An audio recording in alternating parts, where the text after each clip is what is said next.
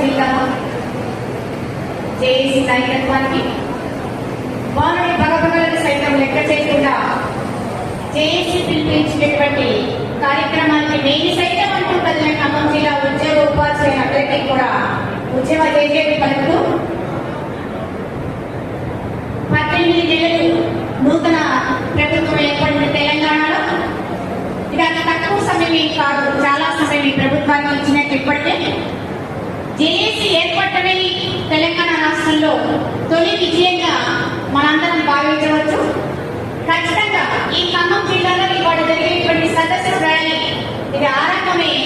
మిగిలిన 32 జిల్లాలు చేసేసరికి ఖచ్చితంగా రాష్ట్ర ప్రభుత్వం దిగొచ్చి మన పెండింగ్ సమస్యలన్నీ ఖచ్చితంగా పరిష్కరించాలి. లేని పక్షంలో చెలో హైదరాబాద్ ఇంకేదో కార్యక్రమాలు ఖచ్చితంగా రాబోయే రోజుల్లో ఉంటాయి. ఇవాళ మనం తీసుకున్నటువంటి సమస్యలేని గొంతుకు కావు.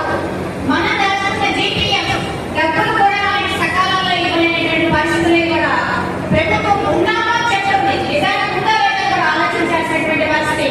కాబట్టి ఖచ్చితంగా రాబోయే రోజుల్లో ఇంతకు మించినటువంటి కార్యక్రమాన్ని జేఏసీ తీసుకుని ఈ రాష్ట్రంలో ఉన్నటువంటి ఉద్యోగ ఉపాధ్యాయులు రిటైర్మెంట్ రోజుకి సగౌరవంగా పంపిస్తామా తెల్లవారి ఆ నైటు మన అకౌంట్స్ లో అమౌంట్స్ పడాలి.